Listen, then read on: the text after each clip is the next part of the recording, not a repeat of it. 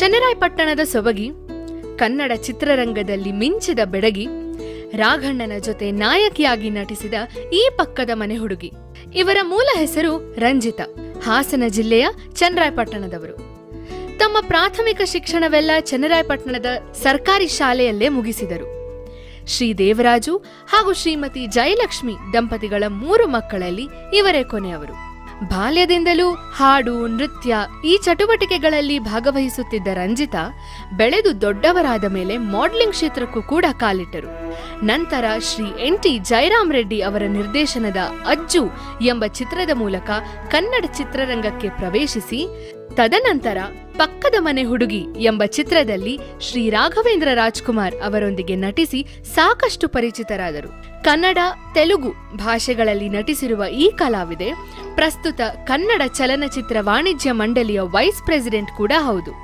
2019ರಲ್ಲಿ ಶ್ರೀ ವಿನೋದ್ ಕುಮಾರ್ ಅವರನ್ನು ಮದುವೆಯಾಗಿ ಸುಖ ಸಂಸಾರ ನಡೆಸುತ್ತಿರುವ ರಂಜಿತಾ ಅವರ ಬಣ್ಣದ ಬದುಕಿನ ಕಥೆ, ಒಂದು ಹೋಟೆಲ್ ಉದ್ಯಮಿಯಾಗಿಯೂ ಕೂಡ ತಮ್ಮ ಜೀವನವನ್ನು ಕಟ್ಟಿಕೊಂಡಿರುವ ಕಥೆ ಈಗ ನಿಮ್ಮೆಲ್ಲರ ಜೊತೆ. ಸ್ವಾಗತ ರಂಜಿತಾ ಅವರಿಗೆ 101 ನೆನಪಿಗೆ. ಸುಸ್ವಾಗತ ನಿಮ್ಮೆಲ್ಲರಿಗೂ ಈ ಹೊಸ ಸರಣಿಗೆ. 101 ನೆನಪು. ವೀಕ್ಷಕರೇ, ಸ್ನೇಹಿತರೆ, ನಮಸ್ಕಾರ. ನಿಮ್ಮೆಲ್ಲರಿಗೂ ನಿಮ್ಮ ಪ್ರೀತಿಯ ರಘುರಾಮ್ ಮಾಡುವ ಆತ್ಮೀಯ ಹಾಗೂ ಪ್ರೀತಿಯ ನಮಸ್ಕಾರಗಳು. ಮತ್ತೆ ನಿಮ್ಮ ರಘುರಾಮ್ ಬಂದಾಯಿತು. ಈ ಸತಿನೂ ಕೂಡ 101 ನೆನಪುಗಳನ್ನ ಹೊತ್ತು ತಂದಾಯಿತು. ಈ 101 ನೆನಪು ಸರಣಿಯ ಅತಿಥಿ, ಇವ್ರ ಬಗ್ಗೆ ನಾನು ಹೇಳಲೇಬೇಕು. ನನಗೆ ತುಂಬಾ ತುಂಬಾ ತುಂಬಾ ಹಳೆ ಪರಿಚಯ. ಹಳೇದಂತಂದ್ರೆ ಒಂದು 15ರಿಂದ 20 ವರ್ಷ ಹಿಂದಿನ ಪರಿಚಯ. ಇವರ ಮೊದಲನೇ ಸಿನಿಮಾ ಮಾಡಿದಾಗಲಿಂದ ಹಿಡಿದು ನಾನು ಇವ್ರನ್ನ ಇಂಟರ್ವ್ಯೂ ಮಾಡಿದ್ದೆ. ಒಂದು ಒಡನಾಟ ಆಯಿತು, ಬಟ್ ಒಂದು ಗ್ಯಾಪ್ ಆಗಿತ್ತು. ಇವಾಗ ಇವರು ಯಾರು ಅಂತ ಈಗ ಆಲ್ರೆಡಿ ನಿಮಗೆ ಗೊತ್ತಾಗಿದೆ ವಾಯ್ಸ್ ಓವರ್ನಲ್ಲಿ. ಅವರು ನಮ್ಮ ಹುಡುಗಿ, ನಿಮ್ಮ ಹುಡುಗಿ, ನಮ್ಮ ಪಕ್ಕದ ಮನೆ ಹುಡುಗಿ ಖ್ಯಾತಿಯ ನಮ್ಮ ರಂಜಿತಾ ಮೇಡಮ್ ಅವರು. ಇವ್ರು ನನಗೆ ಕನೆಕ್ಟ್ ಆಗಿದೆ ತುಂಬ ಅಪರೂಪ. ಇನ್ಫ್ಯಾಕ್ಟ್ ಅವ್ರ ನಂಬರ್ ನನ್ನ ಹತ್ರ ಇತ್ತು. ಅವ್ರು ಕಳಿಸಿದ ಮೇಲೆ ಅದೇ ನಂಬರೇ ಇದೆ. ಅವ್ರ ನಂಬರು ಬದಲಾಗಿಲ್ಲ, ವ್ಯಕ್ತಿನೂ ಬದಲಾಗಿಲ್ಲ. ನನ್ನ ಹತ್ರ ಯಾವ ನಂಬರ್ ಅವಾಗಿತ್ತು ಈಗಲೂ ಅದೇ ನಂಬರೇ ಇದ್ದಾರೆ. ಅವರು ನನ್ನ ಶ್ರೀಮತಿಗೆ ಫೇಸ್ಬುಕ್ನಲ್ಲಿ ಒಂದು ಫ್ರೆಂಡ್ ರಿಕ್ವೆಸ್ಟ್ ಬಂದಿತ್ತು. ನಾನು ಒಂದೆರಡು ಸತಿ ಟ್ರೈ ಮಾಡಿದಾಗ ಅವ್ರ ನಂಬರ್ ಪಿಕ್ ಮಾಡಿರಲಿಲ್ಲ. ನಾನು ವೈಫ್ ಕೇಳಿದೆ, ಆಮೇಲೆ ಒಂದು ಸತಿ ಮೆಸೇಜ್ ಮಾಡು ಅಂತ. ಮೆಸೆಂಜರ್ಲಿ ನನ್ನ ಹೆಂಡತಿ ಮೆಸೇಜ್ ಮಾಡಿದ್ದಾರೆ. ಆಮೇಲೆ ನನ್ನ ಮಗಳು ಇನ್ಸ್ಟಾಗ್ರಾಮ್ನಲ್ಲಿ ಮೆಸೇಜ್ ಮಾಡಿದಾಗ ಮೇಡಮ್ ರಿಪ್ಲೈ ಮಾಡಿ ನಂಬರ್ ಕಳಿಸಿದ್ರು. ನೋಡಿದ್ರೆ ನನ್ನ ಹತ್ರ ಆ ನಂಬರ್ ಆಲ್ರೆಡಿ ಇದೆ. ಅವ್ರದ್ದು ಹಳೆಯ ನಂಬರ್ 15-18 ವರ್ಷದಿಂದ ಅದೇ ನಂಬರ್ಲೇ ಇದ್ದಾರೆ. ಅವರೇ ನಮ್ಮ ಪಕ್ಕದ ಮನೆ ಹುಡುಗಿ ಖ್ಯಾತಿಯ ರಂಜಿತಾ ಮೇಡಮ್ ಅವರು. ಸೊ ಮಾತಾಡಿದ ತಕ್ಷಣ ಒಂದು ತುಂಬಾ ದಿವಸದ ಪರಿಚಯ ಅನ್ನೋ ಒಂದು ಸಲಿಗೆ ಇತ್ತು. ಆ ನಿಟ್ಟಿನಲ್ಲಿ ಇಮಿಡಿಯೇಟ್ ಆಗಿ ಅವ್ರು ಒಪ್ಕೊಂಡ್ರು. ಒಂದು 2 ದಿವಸದಲ್ಲೇ ಒಪ್ಕೊಂಡು ನಾವು ಶೂಟ್ ಮಾಡ್ತಾ ಇವಾಗ ಅವ್ರ ಮನೆಯಲ್ಲಿ, ಇನ್ಫ್ಯಾಕ್ಟ್ ಅವ್ರ ಅಕ್ಕನ ಮನೆಯಲ್ಲಿ ಕೂತಿದ್ದೀನಿ, ಇಲ್ಲೇ ನಮ್ಮ ಬೆಂಗಳೂರಿನ RR ನಗರದಲ್ಲಿ. ಸೊ ರಂಜಿತಾ ಅವರ ಬದುಕಿನ ಕತೆಗೆ, ಅವರ 101 ನೆನಪಿಗೆ ನಿಮಗೆ ಸ್ವಾಗತ, ಸುಸ್ವಾಗತ. ನಿಮಗೆಲ್ಲ ಗೊತ್ತು, ಈ ಕಾರ್ಯಕ್ರಮ ಮಾಡಬೇಕಾದ್ರೆ ನಿಮ್ಮ ರಘುರಾಮ್ ಮುಖಕ್ಕೆ ಬಣ್ಣ ಹಚ್ಚಲ್ಲ, ಬಣ್ಣದ ಮಾತಾಡಲ್ಲ. ಆದರೆ ಬಣ್ಣದ ಲೋಕದ ಅಪರೂಪದ ವ್ಯಕ್ತಿಗಳನ್ನ, ಸತ್ಯಗಳನ್ನ, ಸಾಧಕರನ್ನ, ಅವರು ಚಿತ್ರರಂಗದಲ್ಲಿ ತೊಡಗಿಸಿಕೊಂಡಿರುವ ರೀತಿಯನ್ನ ನಿಮ್ಮ ಮುಂದೆ ದಾಖಲಿಸೋದು ಮರಲ್ಲ ಅಂತ ಹೇಳ್ತಾ ಮತ್ತೊಮ್ಮೆ ಮಗದೊಮ್ಮೆ ತಮ್ಮೆಲ್ಲರಿಗೂ ಸ್ವಾಗತ, ಸುಸ್ವಾಗತ. 101 ನೆನಪು. ಎಸ್ ಸ್ನೇಹಿತರೆ, ಈಗ ನನ್ನ ಜೊತೆಗಿದ್ದಾರೆ ನಮ್ಮ ಹುಡುಗಿ, ನಿಮ್ಮ ಹುಡುಗಿ, ನಮ್ಮ ಕನ್ನಡದ ಬೆಡಗಿ, ಚನ್ನರಾಯಪಟ್ಟಣದ ಹುಡುಗಿ, ನಮ್ಮ ಪಕ್ಕದ ಮನೆ ಹುಡುಗಿ ರಂಜಿತಾ ಅವರು. ಅಮ್ಮ ನಮಸ್ಕಾರ. ನಮಸ್ತೆ ಸರ್. ಅಮ್ಮ ಹೇಗಿದ್ದೀರಾ? ತುಂಬಾ ಚೆನ್ನಾಗಿದ್ದೀನಿ. ಹಾಗೆ ಇದ್ದೀರಲ್ಲ ನೀವು, ಏನು ಬದಲಾಗಿಲ್ಲ? ಇಲ್ಲ, ಆತರ ಏನಿಲ್ಲ. ಬಟ್ ಏಜ್ ಫ್ಯಾಕ್ಟ್ ಇಂದ ಒಂದ್ ರೌಂಡ್ ದಪ್ಪ ಆಗಿದ್ದೀನಿ ಅಷ್ಟೇನೆ. ಅದರ್ವೈಸ್ ನನ್ ಮುಂಚೆಯಿಂದನೂ ಹೀಗೆ ಸರ್. Very nice. ಹೇಗಿದ್ದೀರಾ? ಏನ್ ಮಾಡ್ಕೊಂಡಿದ್ದೀರಾ? ತುಂಬಾ ದಿವಸ ಹೋಗಿತ್ತು. ಅಂಡ್ ಥ್ಯಾಂಕ್ ಯು ಈ ಆಪರ್ಚುನಿಟಿ ಕೊಟ್ಟಿದ್ದಕ್ಕೆ. ನನಗೂ ಕೂಡ ತುಂಬಾ ಥ್ಯಾಂಕ್ ಯು ಸರ್. ನೀವು ಕಾಲ್ ಮಾಡಿದ ತಕ್ಷಣ ನಂಗೆ ಒಂಥರ ಖುಷಿನೇ ಆಗೋಯ್ತು. ಅಟ್ಲೀಸ್ಟ್ ಇಂಡಸ್ಟ್ರಿಯಿಂದ ಒಂದ್ ಕಾಲ್ ಬಂತಲ್ಲ, ತುಂಬಾ ಲಾಂಗ್ ಗ್ಯಾಪ್ ಆಗೋಗಿತ್ತಲ್ಲ. ಸೊ ನನ್ಗೆ ಸಿನಿ ಫೀಲ್ಡ್ ಅಂದ ತಕ್ಷಣ ಏನೋ ಒಂಥರ ಖುಷಿ ಆಗೋಯ್ತು. ಅದ್ರಲ್ಲೂ ನೀವು ಈ ಪ್ರೋಗ್ರಾಮ್ ಬಗ್ಗೆ ಹೇಳಿದ ತಕ್ಷಣ ನಂಗೆ ಇನ್ನೂ ತುಂಬಾ ಖುಷಿ ಆಯ್ತು. ಥ್ಯಾಂಕ್ ಯು ನನಗೆ ಆಪರ್ಚುನಿಟಿ ಕೊಟ್ಟಿದೆ. ಅಂದ್ರೆ ಈ ಕಾರ್ಯಕ್ರಮ ಮಾಡಿರೋ ಉದ್ದೇಶನೇ 1 ಪಿಕ್ಚರು, 2 ಪಿಕ್ಚರು, 4 ಪಿಕ್ಚರ್, ಬಟ್ ನೀವು ಮಾಡಿರೋ ಇಂಪ್ಯಾಕ್ಟ್ ಇದೆಯಲ್ಲ ಸಿನಿಮಾದಲ್ಲಿ. ಇವತ್ತಿಗೂ ಕೇಳ್ತಾರೆ, ಪಕ್ಕದ ಮನೆ ಹುಡುಗಿ ಪಿಕ್ಚರ್ ಮಾಡಿದ್ರಲ್ಲ ಅವರೆಲ್ಲಿ ಅಂದ್ರೆ, ಕೆಲವರು ಕಮೆಂಟ್ ಮೂಲಕ ತಿಳಿಸ್ಬೋದು, ಕೆಲವರು ಎದುರುಗಡೆ ಸಿಕ್ದಾಗ ಹೇಳ್ಬೋದು. ಎಲ್ಲೋ ನಿಮ್ಮನ್ನ ಚಿತ್ರದಲ್ಲಿ ಬೆಳ್ಳಿ ಪರದೆ ಮೇಲೆ ನೋಡಿದಂತ ಅಭಿಮಾನಿಗಳಿಗೆ ನಿಮ್ ಬಗ್ಗೆ ತಿಳ್ಕೊಳ್ಳೋ ಕುತೂಹಲ ಇರುತ್ತೆ. ನನ್ಗೆ ಖುಷಿ ಆಗಿದ್ದು ಆಕ್ಚುಲಿ ನೀವು ಹೇಳಿದ ತಕ್ಷಣ. ತುಂಬಾ ಹಳೆ ಆರ್ಟಿಸ್ಟ್ಗಳು ನಮ್ಗೆ ಗೊತ್ತೇ ಇರ್ಲಿಲ್ಲ. ನಾವು ಕೂಡ ನಮ್ಮಮ್ಮ ಇಂಥ ಆರ್ಟಿಸ್ಟ್ ಇದ್ರು ಕಣೆ ಅವರು ಅಂತ ಹೇಳಿದಾಗ ಅವ್ರ ಬಗ್ಗೆ ಎಲ್ಲ ತಿಳ್ಕೊಳ್ಳೋ ಒಂದು ಈ ಟೈಮಲ್ಲಿ, ಈ ಜನರೇಷನ್ಗೆ ಅವ್ರು ಯಾರು ಅಂತಾನೆ ಗೊತ್ತಿರಲ್ಲ. ಅಟ್ಲೀಸ್ಟ್ ಇಂಥವ್ರೊಬ್ರು ಇದ್ರು, ಇಂಥ ಡೈರೆಕ್ಟರ್ ಇದ್ರು, ಅವ್ರ ಫ್ಯಾಮಿಲಿ ಹಿಂಗಿದ್ರು ಅಂತ ತಿಳ್ಕೊಳ್ಳೋದೊಂದು ವಿಷಯ ಇದೆಯಲ್ಲ, ಅದನ್ನ ಮಾಡ್ತಿರೋದಕ್ಕೆ ನಿಮ್ಗೆ ನಿಜವಾಗ್ಲೂ ಗ್ರೇಟ್ ಜಾಬ್ ಅಂತ ಹೇಳ್ಬೇಕು. Thank you. ಏನಂತಂದ್ರೆ ಎಲ್ರು ನಿಮ್ಮಂತವ್ರು, ನಿಮ್ಗಿಂತ ಹಿರಿಯ ಕಲಾವಿದ್ರು ಎಲ್ಲರೂ ಸೇರಿ ಕಟ್ಕೊಟ್ಟಿರುವಂತ ಚಿತ್ರರಂಗ, ಅವರೆಲ್ಲ ಇವತ್ತು ಮರ ಬೆಳೆಸಿದ್ದಾರೆ. ನಾವು ಆ ಫ್ರೂಟ್ಸ್ ನ ತಿಂತಾ ಇದೀವಿ, ಆದ್ರೆ ಮರ ಬೀಜ ಬಿತ್ತಿದವ್ರು ಯಾರು, ಹಣ್ಣು ಬಂದಿದ್ದಂಗೆ ಅದನ್ನ ತಿಳಿಸೋಣ ಅನ್ನೋದೊಂದು. ಇವಾಗ ಈ ನಿಟ್ಟಿನಲ್ಲಿ ನಿಮ್ಮ ಜೀವನದ ಕಥೆನ ತಿಳಿಸೋಣ ಅಂತ ನಮ್ಮನ್ನ ಚಂದ್ರಾಯಪಟ್ಟಣ ಕರ್ಕೊಂಡೋಗಿ ನಿಮ್ಮ ಬಾಲ್ಯದ ಕಥೆ ಹೇಳಿ. ಅಂದ್ರೆ ಹೇಳಿ ಅಂದ್ರೆ ನೀವು ಅಪ್ಪ ಅಮ್ಮ ಅಣ್ಣ ಅಕ್ಕ, ನಿಮ್ದು ಒಂದು ಪುಟ್ಟ ಸಂಸಾರ. ಸೊ ಏನು ತಂದೆ ಹೆಸರೇನು, ತಾಯಿ ಹೆಸರೇನು? ಆಕ್ಚುಲಿ ನಮ್ಮ ನೇಟಿವ್ ಬಂದು ಹಾಸನ ಹತ್ರ ಚಂದ್ರಾಯಪಟ್ಟಣ. ನಮ್ಮ ತಂದೆ ಹೆಸರು ದೇವರಾಜು ಅಂತ, ಅಮ್ಮನ ಹೆಸರು ಜಯಲಕ್ಷ್ಮಿ. ನಾವು 3 ಜನ ಮಕ್ಕಳು, ನನ್ಗೆ ಅಕ್ಕ ಮತ್ತೆ ಅಣ್ಣ, ನಾನ್ ಲಾಸ್ಟ್ ಕೊನೆಯವಳು. ಓಕೆ. ಸೊ ಅಂದ್ರೆ ಮೂಲ ಹೆಸರೇನೆ ರಂಜಿತಾನೇನಾ? ರಂಜಿತಾ, ಹುಟ್ಟಿದಾಗ ಇಟ್ಟಿದ್ದೆ ರಂಜಿತಾ. ಬಟ್ ಸ್ಕೂಲ್ಗೆ ಅಂತ ಚೇಂಜ್ ಮಾಡಿದ್ರು, ಬಟ್ ನಾನು ಅದನ್ನೇ ಕ್ಯಾರಿ ಮಾಡಿದೆ. ಸೊ ಹುಟ್ಟಿದಾಗ ಏನ್ ಹೆಸರು ಇಟ್ಟಿದ್ರು ಅದನ್ನೇ ಕ್ಯಾರಿ ಮಾಡಿದೆ, ಸಿನಿ ಫೀಲ್ಡ್ಗೂ ಕೂಡ. ಸೊ ಹುಟ್ಟಿ ಬೆಳೆದಿದ್ದು, ನಾನು ಓದಿದ್ದು ಕೂಡ ಅಲ್ಲೇ 10th ವರ್ಗು. ಇಂಡಸ್ಟ್ರಿಗೆ ಬರುವಾಗ ನಾನು ಅಲ್ಲಿ ಕಂಪ್ಲೀಟ್ ಮಾಡ್ಕೊಂಡು ಬಂದಿದ್ದು ಚಂದ್ರಾಯಪಟ್ಟಣದಲ್ಲಿ. ಗೌರ್ಮೆಂಟ್ ಸ್ಕೂಲೇ ಸರ್ ನಾವು. Okay okay. ಹೇಗಿದ್ರಿ ರಂಜಿತಾ ಅವರು ಬಾಲ್ಯದಲ್ಲಿ? ನನಗೆ ಆಕ್ಚುಲಿ ಏನಂದ್ರೆ ಡ್ಯಾನ್ಸ್ ಬಗ್ಗೆ ತುಂಬಾನೇ ಇಂಟ್ರೆಸ್ಟ್ ಇತ್ತು. ನಿಜ ಹೇಳ್ಬೇಕಂದ್ರೆ ಡ್ರಾಮಾ ಎಲ್ಲ ಬರ್ತಿರ್ಲಿಲ್ಲ ನನ್ಗೆ. ಡ್ಯಾನ್ಸ್ ಮಾಡೋದು, ಈಗ ಸ್ಟೈಲಿಶ್ ಆಗಿ ನನ್ ಚಿಕ್ಕವಳಿಂದನೂ ನನ್ಗೆ ನೈಲ್ಸ್ ಬೆಳೆಸೋದು ಇದೆಲ್ಲ ತುಂಬಾ ಕ್ಯೂರಿಯಾಸಿಟಿ, ಹೆಂಗೆ ಇದ್ ಮಾಡ್ಬೇಕು ಅನ್ನೋದು. ಆಮೇಲೆ ಮಾಡ್ಲಿಂಗ್ ಮಾಡ್ಬೇಕು, ಸ್ಟೈಲಿಶ್ ಆಗಿ ಪೋಸ್ ಕೊಡ್ಬೇಕು, ಅದೆಲ್ಲ ಇತ್ತು. ಬಟ್ ಇಂಡಸ್ಟ್ರಿಗೆ ಬರ್ತೀನಿ ಅಂತ ಐಡಿಯಾ ಅಂತೂ ಇರ್ಲಿಲ್ಲ ನನ್ಗೆ. ಸೊ ಆಕ್ಚುಲಿ ನನ್ನ ಫ್ಯಾಮಿಲಿಲಿ ನನ್ಗಿಂತ ನನ್ನ ಅಕ್ಕ ಇಂಡಸ್ಟ್ರಿಗೆ ಬರ್ತಾಳೆ ಅಂತ ಅನ್ನೋರು ಎಲ್ಲಾರು, ಬಿಕಾಸ್ ಅವಳಿಗೆ ಡ್ಯಾನ್ಸ್ ಬಗ್ಗೆ ತುಂಬಾ ಇಂಟ್ರೆಸ್ಟ್ ಇತ್ತು. ಅವಳದೇ ಕಾಪಿ ನಾನ್ ಡ್ಯಾನ್ಸ್ ಮಾಡ್ತಿದ್ದೆ ಅನ್ಸುತ್ತೆ ಮೇ ಬಿ. ಸೊ ಹಂಗಾಗಿ ಅವಳು ಬರ್ತಾಳೆ ಅನ್ಕೊಂಡು ಆ ಇಂಟ್ರೆಸ್ಟ್ ಇದ್ದಿದ್ರಿಂದ ಮಾಡ್ಲಿಂಗ್ ಟ್ರೈ ಮಾಡೋಣ ಅಂತ, ಸೊ ಟ್ರೈ ಮಾಡೋಣ ಅಂತ ಇದ್ ಮಾಡ್ತಾ ಇದ್ದೆ. ಒಂದು ಫೋಟೋ ಶೂಟ್ ಮಾಡ್ಸೋಣ ಚಿಕ್ಕದಾಗಿ ಅಂತ. ಸೊ ಆ ಫೋಟೋಸ್ ಎಲ್ಲ ನೋಡಿದ್ಮೇಲೆ ಸೊ ಅಮ್ಮನ ಒಬ್ರು ಕೇಳಿದ್ರಂತೆ, ನಿಮ್ಮ ಮಗಳು ಇಂಡಸ್ಟ್ರಿಗೆ ಬರ್ಬೋದಲ್ಲ, ಒಂದು ಸ್ಕ್ರೀನ್ ಶಾಟ್ ಚೆಕ್ ಮಾಡೋಣ ಹೇಗ್ ಮಾಡ್ತಾರೆ ಏನು ಅಂತ.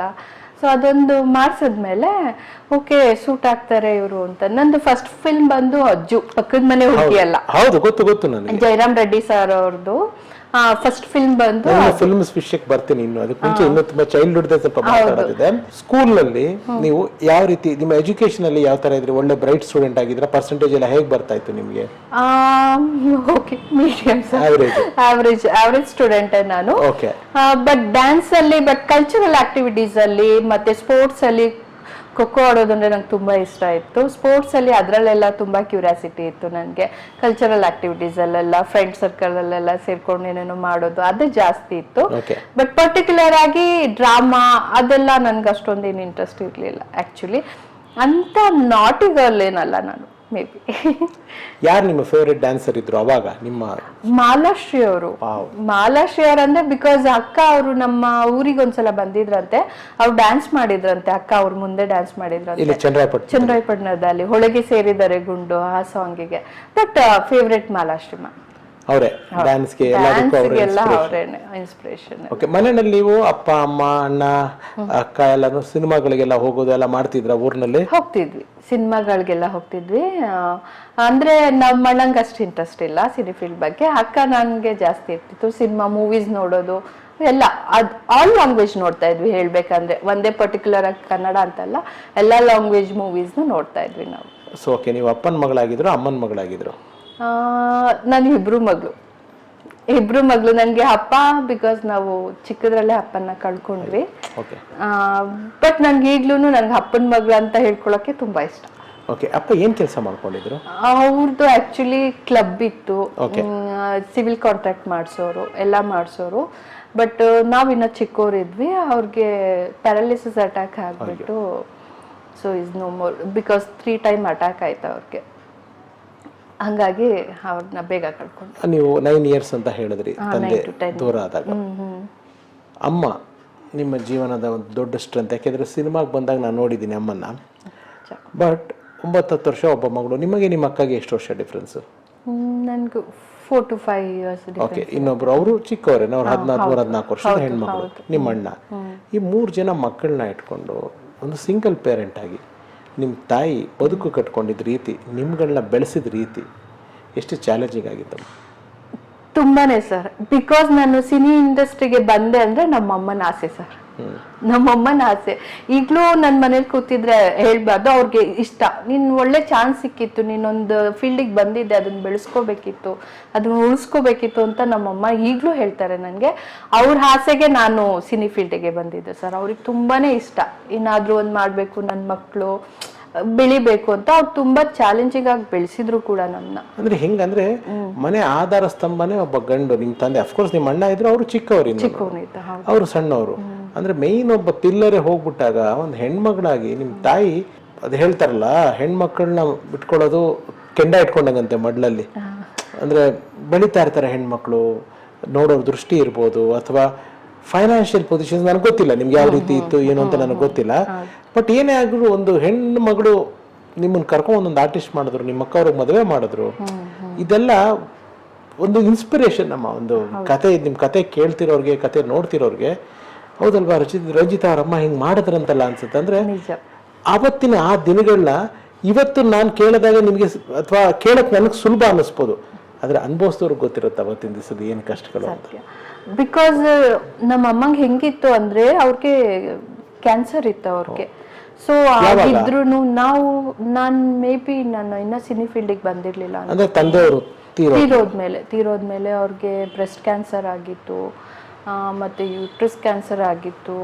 ತುಂಬಾನೇ ಸಫರ್ ಮಾಡಿದ್ದಾರೆ ಅವ್ರು. ಒಂದ್ 5-6 ಆಪರೇಷನ್ ಆಗಿದೆ ಅವ್ರು. ತುಂಬಾನೇ ಹೆಲ್ತ್ ಚಾಲೆಂಜಸ್ ಅವ್ರಿಗೆ ಇದ್ದಿದ್ದು. ಆದ್ರೂ ಕೂಡ ಅವರು ಎಲ್ಲೂ ಅದನ್ನೆಲ್ಲ ಫೇಸ್ ಮಾಡಿದ್ರು ನಮ್ಗಳ ಮುಂದೆ ಎಲ್ಲೂ ತೋರಿಸ್ಕೊಂಡಿಲ್ಲ ಅವರು. ಸೊ ಏನಿದ್ರು ನಾನು ಗಟ್ಟಿಯಾಗಿದ್ದೀನಿ ಅಂತ ಈಗ ಒಂದು ಸ್ವಲ್ಪ ಧೈರ್ಯ ಇದೆ ಅಂದರೆ ನಮಗೆ ನಮ್ಮ ಅಮ್ಮಂದೆ ಅಂತಲೇ ಹೇಳಬೇಕು.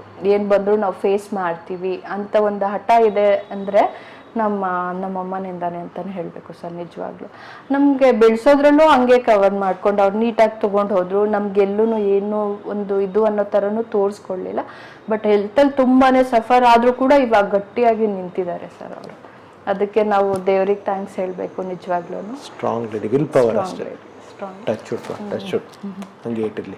ಎಸ್, ಇವಾಗ ಸಿನಿಮಾ ವಿಷಯಕ್ಕೆ ಬಂದ್ರೆ, ಎಲ್ಲಿ ನೀವು ಮಾಡೆಲಿಂಗ್ ಮಾಡ್ತಾ ಇದ್ರಿ? ಯಾವ ಬ್ರ್ಯಾಂಡ್ಗೆ ಏನ್ ಮಾಡ್ತಿದ್ರಿ? ಅಥವಾ ಕಾಲೇಜು ಈ ತರದಲ್ಲಿ ಮಾಡ್ತಿದ್ರ? ಹೆಂಗೆ? ಇಲ್ಲ ಸರ್, ನಾನು ಆಕ್ಚುಲಿ ಕಾಲೇಜ್ಗೆ ಹೋಗೇ ಇಲ್ಲ. ಮುಂಚೆ ಸಿನಿ ಫೀಲ್ಡ್ಗೆ ಬಂದೆ. ಆಮೇಲೆ ಒಂದು ಫೋಟೋ ಶೂಟ್ ಇತ್ತು ಗಾಂಧಿನಗರಲ್ಲಿ. ಸಾರಿ, ನನ್ಗೆ ಅವ್ರ ಹೆಸರು ಮರ್ತೋಗಿದೆ ಈಗ. ಒಂದು ಫೋಟೋ ಶೂಟ್ ಮಾಡ್ಸೋಣ ಅಂತ ಅಂದ್ಬಿಟ್ಟು ಅಲ್ಲಿಗೆ ಹೋದ್ವಿ ನಾವು. ಅವ್ರು ಹೋದಾಗ ಅವ್ರು ಹೇಳೋ ರೀತಿ ಬೇರೆ ಬೇರೆ ತರ ಇತ್ತು. ಮಾಡ್ಲಿಂಗ್ಗೆ ಫೋಟೋ ಶೂಟ್ ಮಾಡೋ ರೀತಿನೇ ಬೇರೆ ತರ ಇರತ್ತೆ. ಸೊ ಈ ತರ ಎಲ್ಲ ಫುಲ್ ಗ್ಲಾಮರಸ್ ಆಗಿ ಮಾಡ್ಬೇಕು, ಅದ್ ಮಾಡ್ಬೇಕು ಅಂತ ಎಲ್ಲ ಹೇಳಿದ್ರು. ಇಲ್ಲಿ ಗ್ಲಾಮರ್ ಬೇರೆ, ಎಕ್ಸ್ಪೋಜರ್ ಬೇರೆ. ಹೌದು. ಅದು ಒಂದ್ ರೀತಿ ಗ್ಲಾಮರ್ ಅನ್ನೋದ್ಕಿಂತ ಎಕ್ಸ್ಪೋಜರ್ ಅಲ್ಲೇ ಹೇಳಿದ್ರು ಸರ್ ಅವರು. ಆ ತರ ಶೂಟ್ ಮಾಡಿದ್ರೆ ಚೆನ್ನಾಗಿರತ್ತೆ ಅಂತಾನೆ ಹೇಳಿದ್ರು. ಬಟ್ ನನ್ಗೆ ಅಷ್ಟು ಇದಿರ್ಲಿಲ್ಲ. ಇಲ್ಲ, ನನ್ಗೊಂದ್ ಸ್ವಲ್ಪ ಫ್ಯಾಮಿಲಿ ಟೈಪ್ ಅಲ್ಲಿ ಸ್ವಲ್ಪ ಗ್ಲಾಮರಸ್ ಓಕೆ, ತುಂಬಾ ಎಕ್ಸ್ಪೋಸರ್ ಎಲ್ಲ ಮಾಡಿ ಶೂಟ್ ಮಾಡ್ಬೇಕನ್ನೋದು ಇಂಟ್ರೆಸ್ಟ್ ಇರಲಿಲ್ಲ ನನಗೆ. ಆಕ್ಚುಲಿ ಅಜ್ಜು ಮೂವಿಗೆ ಬರೋ ಮುಂಚೆ ಶ್ರೀನಿವಾಸ್ ರೆಡ್ಡಿ ಅಂತ ಒಬ್ರು ಸೀರಿಯಲ್ ಮಾಡ್ತಿದ್ರು, ಅವ್ರ ಮೂವೀಸು ಮಾಡಿದ್ದಾರೆ ಅನ್ಕೋತೀನಿ. ಅವರು ನನಗೆ ಸ್ಕ್ರೀನ್ ಟೆಸ್ಟ್ ಮಾಡಿದ್ರು. ಚೆನ್ನೈಯಲ್ಲಿ ಸ್ಕ್ರೀನ್ ಟೆಸ್ಟ್ ಮಾಡಿದ್ದೆ.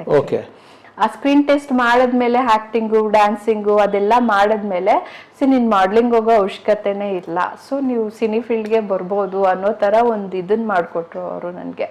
ಸೊ ಅದರಿಂದ ನಾನು ಸಿನಿ ಇಂಡಸ್ಟ್ರಿಗೆ ಬಂದೆ ಅಂತಾನೆ ಹೇಳ್ಬೋದು. ಓಕೆ, ಅಜ್ಜು ಸಿನಿಮಾ ಹೇಗೆ ಆಯ್ಕೆ ಆದ್ರಿ? ಅಜ್ಜು ಸಿನಿಮಾಗೆ ಅದೇ ನಿಮ್ಮ ಮೊದಲನೇ ಸಿನಿಮಾ, ಹೇಗೆ ಸೆಲೆಕ್ಟ್ ಆದ್ರಿ ಆ ಸಿನಿಮಾಗೆ? ಚೆನ್ನೈ ಅವ್ರು ಅನ್ಸತ್ತೆ ಹೇರ್ ಡ್ರೆಸ್ಸರು. ಅವ್ರೇನ್ ಮಾಡಿದ್ರು, ಹೇರ್ನೆಲ್ಲ ಸ್ಟ್ರೈಟ್ ಮಾಡ್ಕೊಂಡು ಎಲ್ಲ ಸೆಟ್ ಮಾಡ್ಬಿಟ್ಟು ನನ್ನ ಹೇರ್ಸ್ನೇ ಕಟ್ ಮಾಡ್ಬಿಟ್ರು. ಅಯ್ಯೋ, ಶುದ್ಧ ಬೆಳೆಸಿದ್ದು. ಇಷ್ಟುದ್ದ ಇದ್ದಿದ್ ಕೂದ್ಲನ್ನ ಬಾಫ್ ಕಟ್ ತರ ಫುಲ್ ಕಟ್ ಮಾಡ್ಬಿಟ್ರು.